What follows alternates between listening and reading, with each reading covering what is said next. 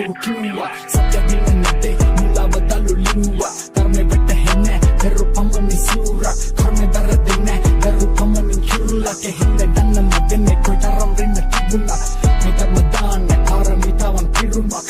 නැති බුණා චරිතේ වගේ සිදුහත් කන්න කස්පේ වදටි අසතුලින් සිදුරක් ජීවිත ගමන කලගෙන යන්නේ තනුවක් වගේ මේ ජීවිත ගමන ගමනාන්තයක් නොදැන යන ගමන මේ ජීවිත ගමන